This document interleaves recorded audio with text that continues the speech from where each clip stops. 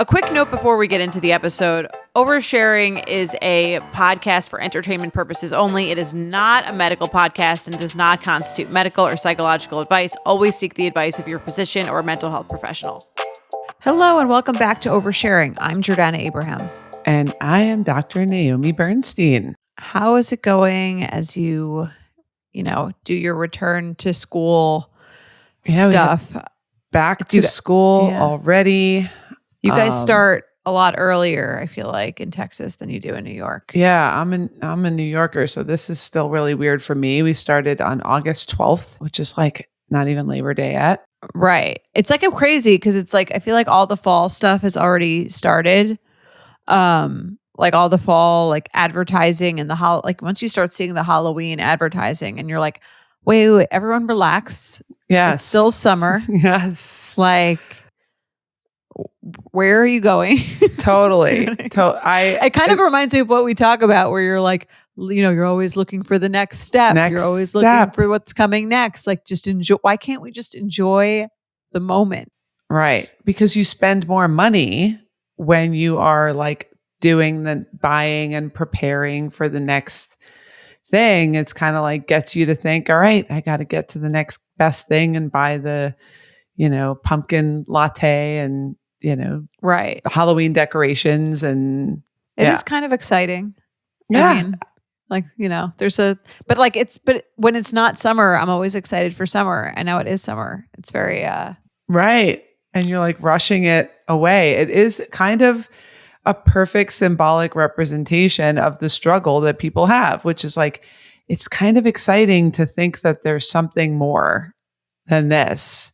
Right. But it also takes you out of your being present in your current life. Seeking. Yeah, totally. So yeah, that is weird. I don't mind it as much on the other side when it's like February and they're putting out like spring dresses. I'm kind of like, all right. Right. I don't need to live in the moment. Yeah. I don't need to live in the moment when the moment is like freezing and depressing. So yeah, totally. Although I do remember being in New York and having that experience, going shopping like in an actual store in February and it's freezing. And I'm like, I don't even feel like trying on this cute little sundress right now because I don't want to have that little clothes on. Like it's so cold. Right. But yeah, so it's back to school. They had the Texas tradition of moms and mimosas on the first day back, which I didn't get to go to because I was working.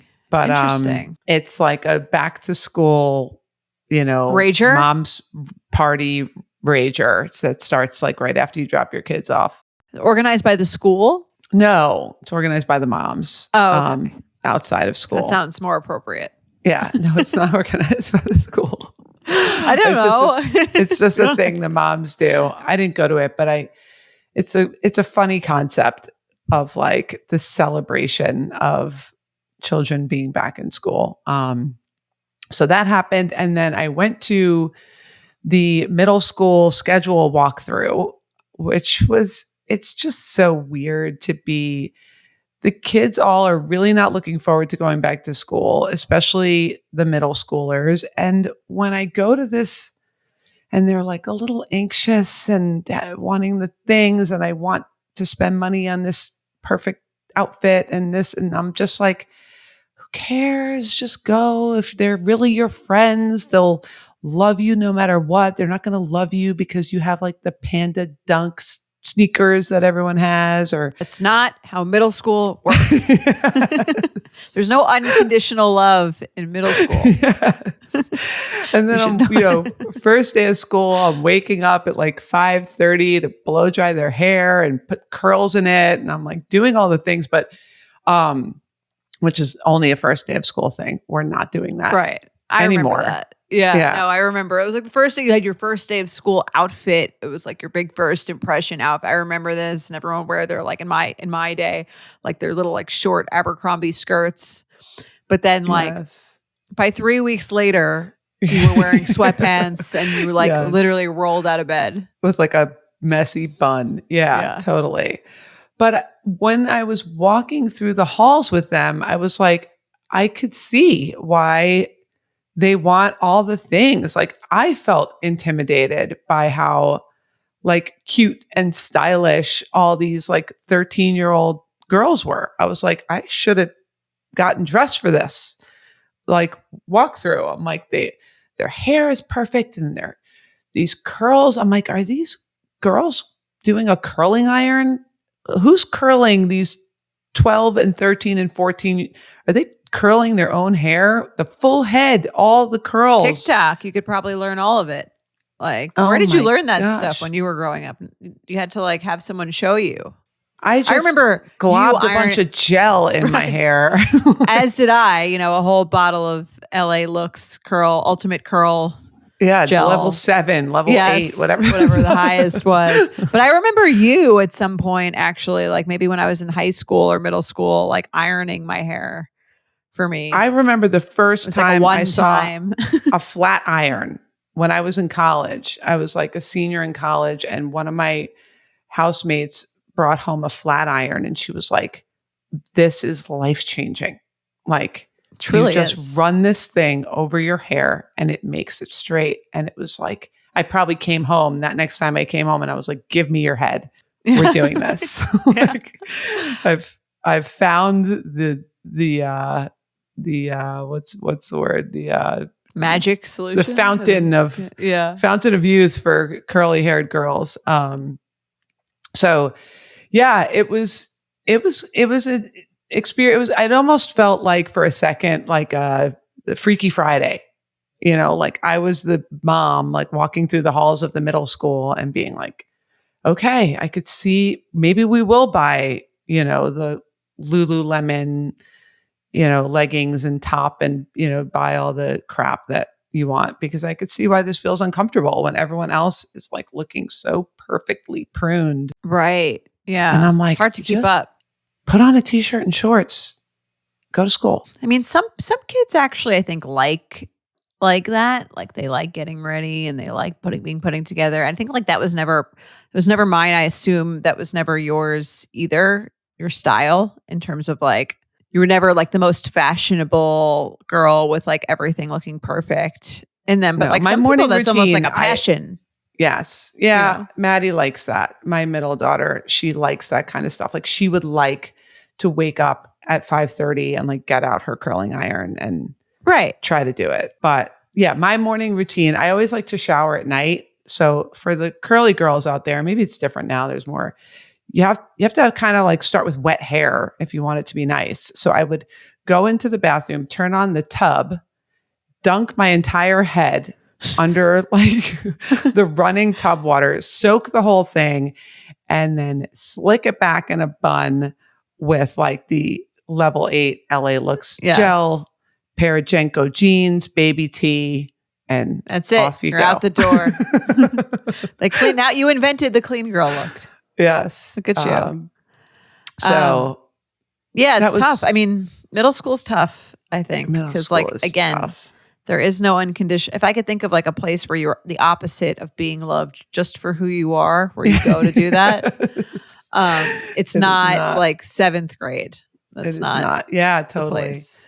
But it is interesting. It's character building. Yeah, it's character building, and they're like navigating friendships and how to set boundaries with people that aren't like don't have your back and aren't in your corner. But like you said, the problem is middle school. Most people don't really have your back. There's a lot of jealousy, competition. So it is hard to find those people and keep them.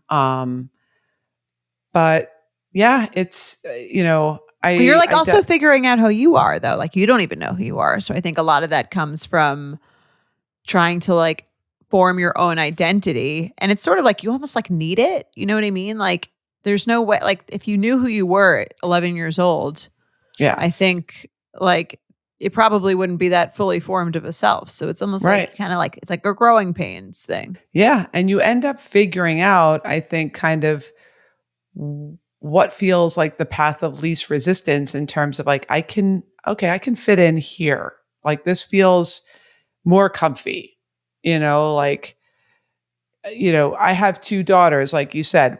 Maddie is more like, I enjoy putting curls in my hair and like getting all, primmed and, dressed or pruned and dressed for school. So she kind of can, that's like a comfy place for her to feel like she fits in.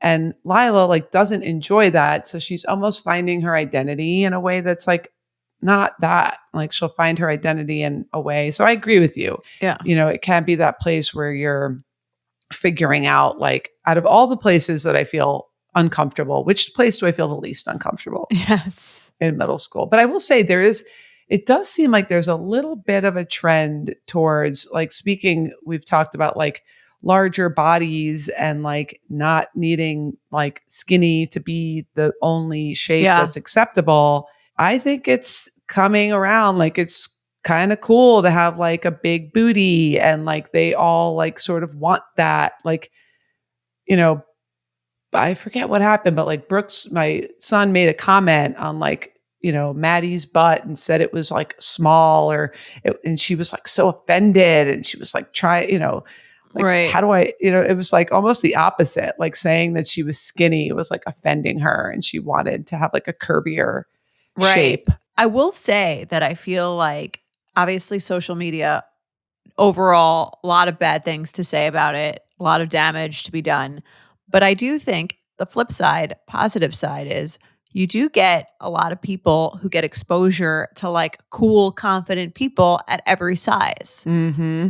So I think there are people who make like bodies of all shapes and sizes seem like acceptable and fun and cool. And like, I think, but when we were kids, all you really had was like magazines, and everyone in those magazines looked pretty much Yes. the same. So like the nice thing about social media is you can find sort of like a role model, or you can find like someone to look up to that looks a little more like you and makes you a little more confident being a different way. Yeah, totally. But I was happy to see that there's like a trending towards, larger bodies are like beautiful and round and full, and curvy was kind of in. That was Love my it. experience going an hour in the life of a middle schooler. I would love to see a Freaky Friday with like you and Maddie switched positions. It would be Oh my really gosh. fun. I really did, because I did get a glimpse of like, I could see why, and it made me want to try to, maybe get them the thing that they're asking me for. Because I'm really not. I'm kind of that mom that's like, you'll gain character. Wear the Right. thing that you wore last year. You don't need a new backpack. What do you need? Your backpack from last year is fine. Yeah. I think I think a little bit of both is probably like, again, like there's the idea of like you don't get it. Sounds like you get it a little more, Yes. but also like you have the wisdom of being in your 40s to not be like, yeah, we're just gonna like that's how you're gonna make great friends who are gonna love you forever if you have the Right. same stupid shit as them. Totally. But I did have that. I really felt almost like, me as a 46-year-old woman, I was like intimidated by how perfect this girl's like shiny curly hair was. And I'm like, oh, maybe I should like curl my hair. And then I'm like, Can you teach me? what is happening? Right. What is happening to me? I've only been here for 10 minutes. I'm like doubting myself. Now you know. Now Yeah. you know. All right, well, let's get into our episode. We have a voicemail at the end of this episode. If you want to leave us a voicemail, you can leave us one at 646-363-6294, or you can email us at oversharing@betches.com. Also, you can subscribe to this podcast. You get all the episodes a day early and ad-free, as well as 2 bonus episodes a month, or you can join one of Dr. Naomi's therapy groups. How do they do that? Come to naomibernstein.com, get all the info, fill out a form, and we will match you up with a group that works for you. We have Monday evenings and Tuesday, Wednesday morning/afternoon. So as availability opens up for those, we will find a spot for you. Come join us. It's a really cool community of supportive, hopefully men and women. So Yes. Check it out. All right, let's get into our episode.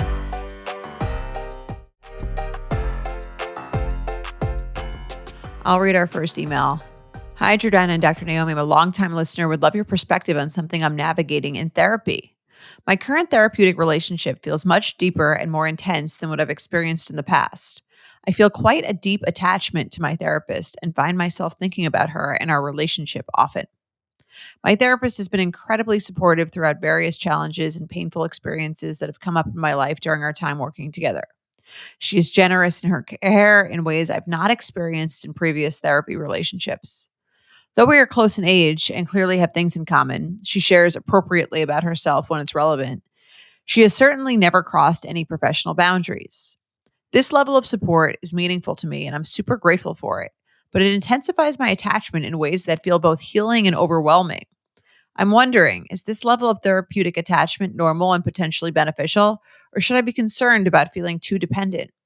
How do you navigate vulnerability of caring deeply about someone within such a boundaried relationship? I also want to add that while I know romantic and sexual transference can occur in therapeutic relationships, I am not experiencing anything of that nature. I'd love your thoughts on when intense therapeutic feelings are part of healthy healing versus when they might become problematic, especially for those with anxious attachment patterns. Thanks for all you do. A healing Betch.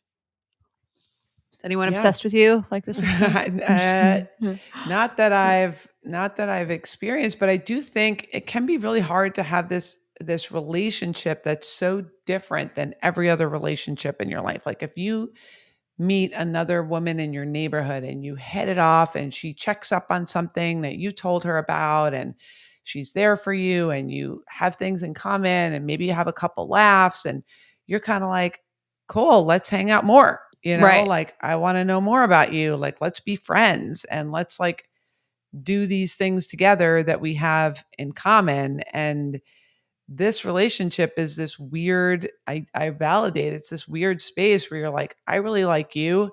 You seem like you really like me. But there's these very firm boundaries around like when we hang out, when we talk, and it's a one-way vulnerability street. Right. And someone's being paid to be in, Yes, to be in that. totally. So I mean, I guess like is there anything inherently wrong with this? So feeling like I guess she says she's anxiously attached. Maybe she's like a little worried that she's like too attached or too reliant on the therapist. It sounds like she's like the therapist is pretty flexible and like I imagine they're texting or taking a call offline. Like to me, that's kind of what she's implying. Right. I I get the feeling that maybe the fear is like, what if this doesn't continue or like what if I can't see her anymore and now I've become so attached or whatever for whatever reason and that does happen like schedules change or if she got a new job and they can't I have had that happen with patients where like their schedule changes, we can't line up and the relationship has to end and it is hard and that's not how it works in real friendships, right? Like in any other relationship. Like if you two people want the relationship to continue, it will continue, but in this case there might be a reason why it would have to stop for some reason. So maybe she's fearful of that and I think just probably the intensity with which she's thinking about her, like I think about her all the time, or whatever she said to that extent, probably feels a little bit uncomfortable. Like, why? Why do I keep thinking about her? Like, what is that? Like, Right. is this I'm a glad she little, clarified she's not like in love with her because I think that would y- be probably a different yeah. discussion.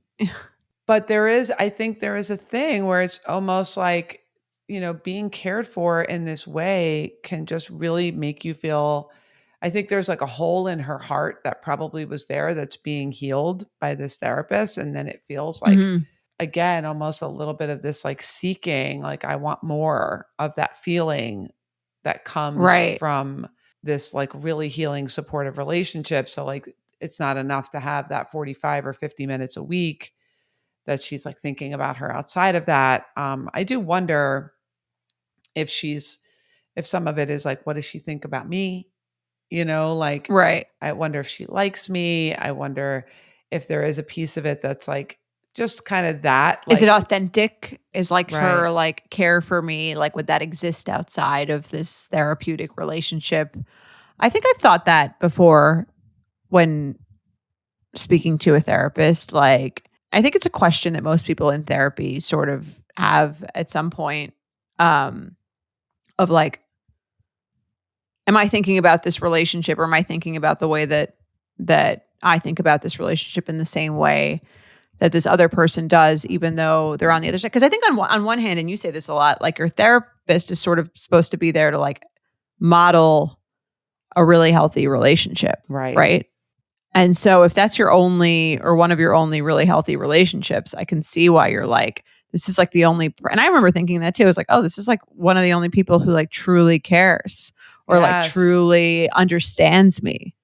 Yes. So it might be a sign, I thought, of like, maybe she should try to build more relationships of that nature outside of the therapy. So it doesn't, because like, I think, again, I think the therapist is supposed to show you that that kind of relationship is possible, but not that they are the only ones who Yes. can give it to you. So like you share something vulnerable with a therapist, they're not going to be like ghosting you. But like Yes. the point of that is so that you can share vulnerable things with other people and know that not everyone's going to ghost you, even though again, it's like not like a perfect one-to-one. This person is being paid to see you. Right. They have to show up, like all the things. But I do think, and I always say this, and I get how awkward and uncomfortable it is, but I think she should bring this into the therapy because I don't know her enough to know what the right path to examining this would be. But I think you're right. There maybe it is kind of a sign that she needs to find this level of trust and care and vulnerability and kind of non-judgment in her own real life with maybe a family member or a friend or a partner or somebody where she doesn't feel like all her eggs are in this basket with the therapist. Right. And I think that'd be a great thing to sort of like almost ask your therapist. Cause again, they are someone you're paying to help you out in your life to form better relationships.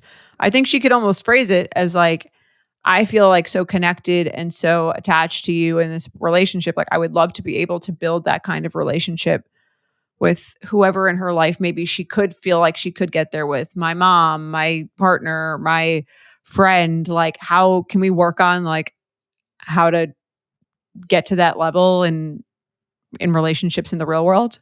Yeah. Yeah.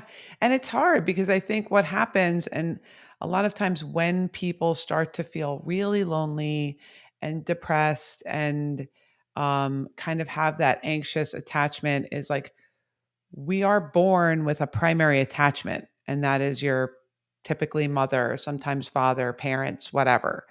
And then we have our parents typically, or whomever, grandparents, whoever it might be for you.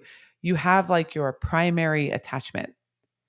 And then, like, speaking of middle school, you start to have like your best friend attachment or your friend group attachment, and then so on and so forth. So, most people typically feel safest when they have a primary attachment person, whether it's your parents. Sometimes it's your parents until you meet a partner or get a friend group. But it's like when we don't have that one person, and even when we do have that one person, sometimes it can feel like those relationships are the ones that are kind of the most like fragile and complicated and Right. intense. I've had people where they're like, my best friend like watched this movie without me when we said we were going to watch it together. And it feels like this big betrayal or whatever it is. My roommate, we were supposed to watch this movie together and she watched it with her boyfriend. And it's like, it's not about the movie. It's about like, they're your person and you're not their person, and it feels Right. really unsafe. So I think right now this therapist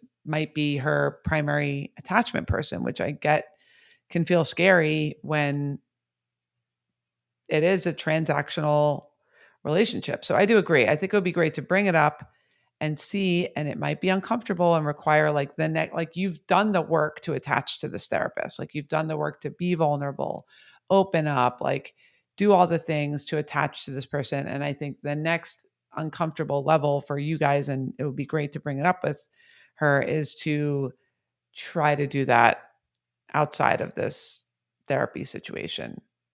Agreed. Okay. But great Well, question, because I do think it can you can feel like a little bit crazy when you're like, I feel like a little obsessed with this person. Like, what's wrong with me? yeah. And I think that's kind of normal at certain stages. I definitely remember like feeling that way at certain points with my last therapist, like a sense of it's very hard to find someone who knows you in that way, even though again, it's like one-sided. Yeah. I mean, but look, it's better than attaching to, someone you went on 3 dates with or have been dating for, 2 months, and there isn't this like controlled environment of, I'm not saying it's better than attached to people in real life, but I think a lot of people will stay attached to the guy that's not treating them well, or the friend Right. that's like a frenemy. And if you're in that situation, then it is probably better to like reattach to a therapist and then reattach to somebody in your real life that actually values you and treats you well and respects you and all that. Right. To get your like secure Yes. fix. Like secure here. I have this attachment. And then I can from there, because a lot of times you're just like obsessing about this other like unhealthy, perhaps toxic attachment that you can't even do the work to find a healthy attachment because you're just so obsessed with the wrong one. Right. So therapy might be a good like kind of pit stop of like, okay, attach here, gain my Good bearings, practice. Yeah. and then go back out into the world with it. Agreed. So talk to your therapist about it. I don't think they'll feel weird. I'm sure it's very common. No, honestly, anyone who's out there that's having issue with their therapist, talk to your therapist about it. That's like the beauty of it. This is the one relationship where you can come and say whatever. I don't like that you billed me for this. I don't like that you were late to that. I don't like that you said this thing in session. I'm feeling a little too attached and it's scaring me. Go to your therapist with it. I guarantee you will feel more connected, better, more able to have hard conversations. Like there will be a good outcome at the end of it. So, Agreed.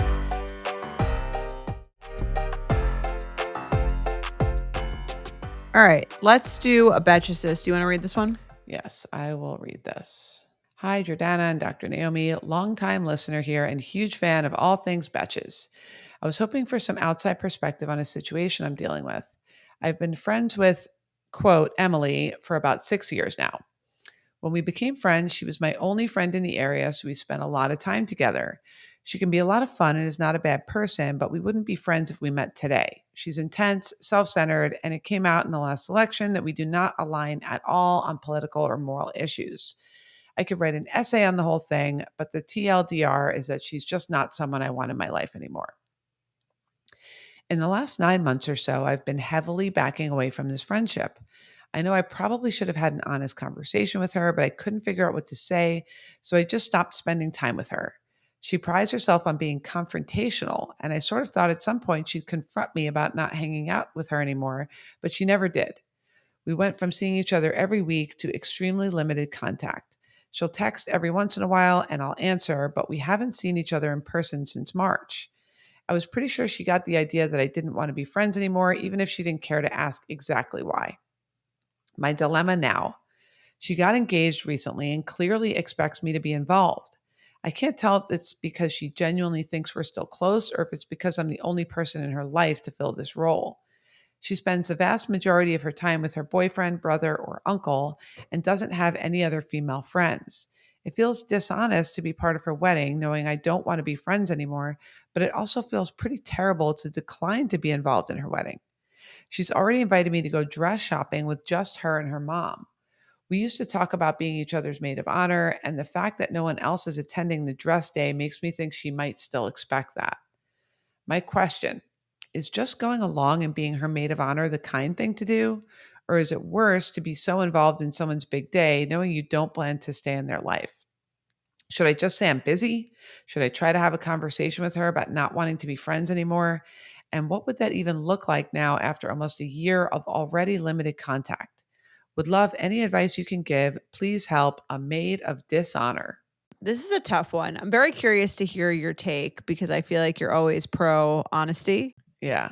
And this one I think would be kind of a difficult one to be honest with, especially like Yeah. in the midst of it's almost like why it's tough to like when you prolong these things and then you're put in a situation where you haven't had that conversation and it can feel like meaner. Yes. Do you know what I mean? Yeah. Totally. It's like meaner to wait for someone to ask you to do something to respond with no and I don't want to be your friend than it would have been to say I feel like the friendship has drifted before that. But here we are, Yes, right? here we are. Yeah, that ending friendships is a really hard conversation because there is kind of always this option of like, we could just back off and be casual, see each Right. other once a year, and like that's an option. It's like ending a relationship where it has to be done. Right. Where the hope is that both people sort of like accept the drift Mhm. and you don't have to have like a full breakup conversation when no one has done anything wrong and you're just kind of feel like you've drifted apart. Which is what Um, they were yeah. doing until Right. now. Yeah. Right.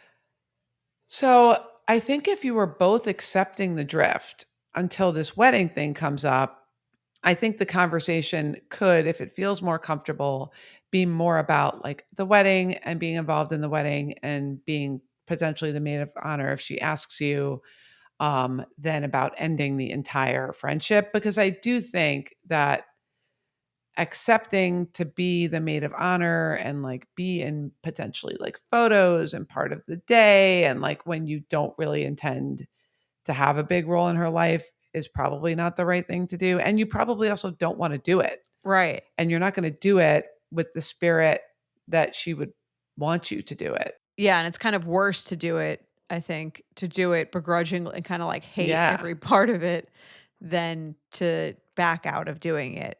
So I think the conversation could be more about like, I just don't think that, our friendship is at the level where I would feel comfortable. She could say it that way. I don't think our friendship is at the point right now where I would feel comfortable taking such a big role in your life. Like we haven't really seen each other that much. And, we're kind of both doing our own thing. I'm happy to attend as a guest. I'll be there. Like, I'm so happy for you, but I just don't think, can you guys hold on? Sorry, 1 second.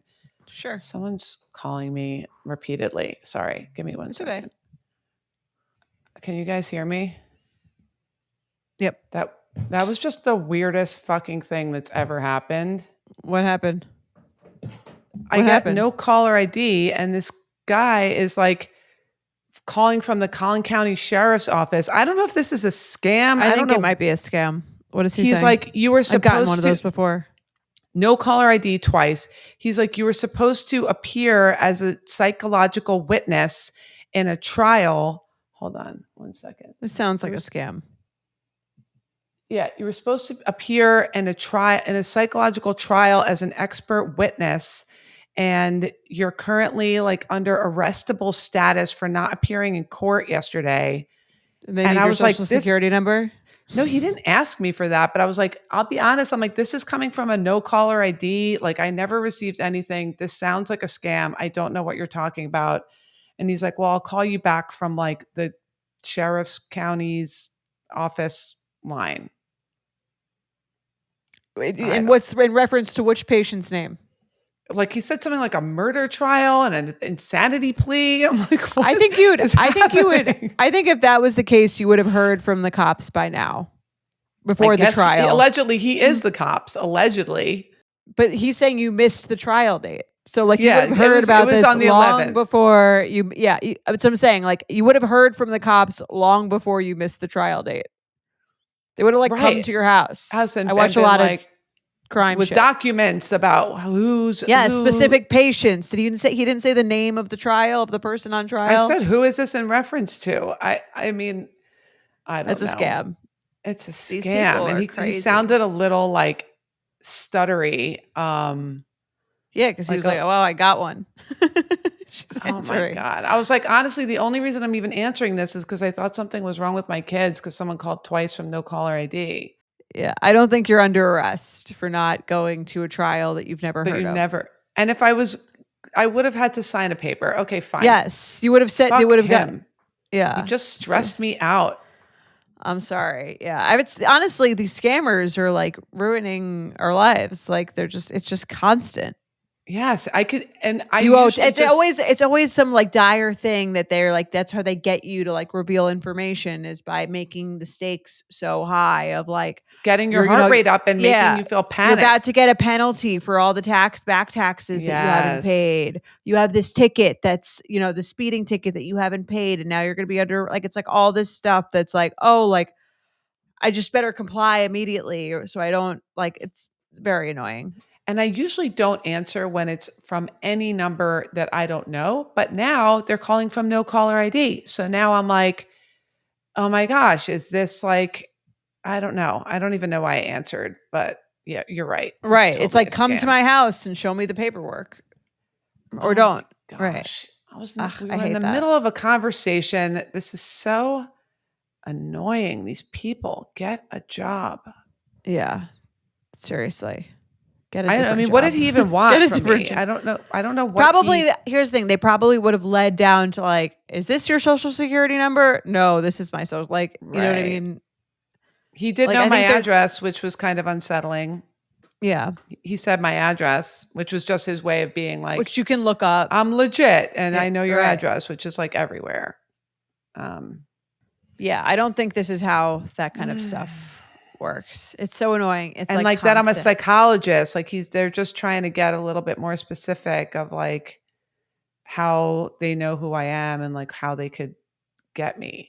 Right. So I think that's annoying. all information they could find on the internet. Online. If Yep. you were, if you would know, if this wouldn't be the first time you were hearing about this trial Yeah. I'm just for so annoyed because murder. you know me, I don't like stop recording for phone Yeah. calls ever. And I'm like, someone's really trying to reach me right now. No, that's why it's so unsettling because it's like constant and they get at your like at their like your most basic fears. Oh my I also don't think gosh. if this was the cops, they would call you that many times. They'd just like leave a voicemail. Right. Leave a They wouldn't voicemail. just Come keep like put the something on the policy. door. Like, Yeah, the policy is usually not to just keep calling in most businesses until the person answers. leave me alone. Okay. All right. Well, I'm glad you were here. I was gonna almost like unmute and like put it let him on put him on the so you podcast. guys can Yeah. that would have been great. I That should would have have been done really that. funny. Yeah, we could have just done we could have like given him a therapy session. Like, why are you doing this? Right. It's What's okay. right? You're Hopefully maybe better it'll than happen this. again and we'll do like a live Oh my God. therapy If he calls back, he said intervention. he's gonna call back within the hour. So if he does, I'll leave it on Sure. speaker. Yeah. You can put him in touch with me. Put him in touch with your attorney and then give him my Yes. number. Yes. Let him run down a couple of dead ends for a while. Seriously. All right. Okay.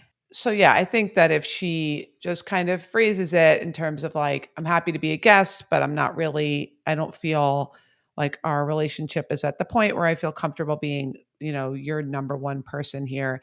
And I will say this, I've heard this actually from patients before. I think it's a thing where you have a friend that hasn't been like a great friend, or even like they get a boyfriend or a partner and they start to kind of like not prioritize the friendship or not prioritize their female friendships, Right. kind of get obsessive with this thing and then pop back up when it's time for a maid of honor or a bridal party. And people end up feeling a little used. Used. Right.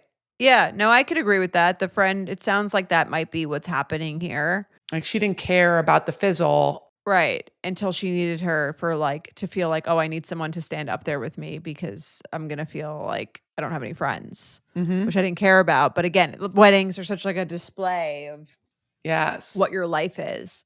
I think I respect that saying that. I don't know if realistically in the world would have the courage to do so. I think I would just be like I think I would just say like, "Listen, like, I'm so happy for you that you're getting married. I really don't think I have like the time or the bandwidth to Right. be that involved in the wedding, but like I'm so excited to be there and watch you get married." Yeah, that's fair too. That is fair. And maybe that is like the better way to do it if you were both accepting this fizzle thing. Like it's one thing if you're trying to fizzle a friendship and the other person is like not getting it, or like, hey, is there something wrong? You haven't been wanting to hang out. Like, are you mad at me or whatever? Then I Right. think you owe it to that person to address it. I agree. And she's already laid the groundwork here for like again, they're not that close. It shouldn't be that shocking that you wouldn't go out of your way to make the time to go. I don't want to go dress shopping with anyone unless Right. like I really feel like I mean, I honestly, even a very that's not like my thing. So I Right. so I think like I wouldn't want to like, but I'm certainly not going to waste a Saturday afternoon doing that with someone that I like don't actually feel super close to. And I think she could say, I just really don't have the time Yeah. or the bandwidth is probably, you Yeah. know, And the truth is, she hasn't asked her to be her maid of honor yet. It sounds like. Right. So Sounds she like she doesn't might even go no bridesmaids, right. perhaps. So if we take this like right now, all you have to do right now is say, I can't make it that day, or like, I don't, dress shopping really isn't my thing, or like, I don't really love that, or I don't think I'm going to be the best person to give an opinion, or I'm not available, or whatever. Right. And then if she asks, if she continues on, then maybe your strategy can change from like avoidance to more direct communication if needed. Right. And the consequence of that might be that it's a little awkward and it ends the friendship entirely, but it doesn't sound like that would really bother her that much. Yeah, I think from what I gather, she almost wants the friendship to end entirely. And it's just been Right. a little bit like hanging on, but yeah, it might the the end result might be a conversation that ends the friendship. But I could see why this I think it is important. Again, another PSA for those of you that are listening out there, if you're in a new relationship or you've just moved in with a partner, make time for your friends. Don't And forget about your friends because you'll need them one day when you get married, probably. yes, you'll need them to stand there and look Yes. pretty in a bridesmaid's dress. So Yes. go for drinks, hang out. No, but I do think people get very wrapped up in their romantic relationship Relationships. and Yeah. kind of forget that you need to maintain your friendships if like for your own health and mental health. But certainly the idea that you pop back up when it's time for a bridal party when you haven't been close the whole time can be Right. offensive.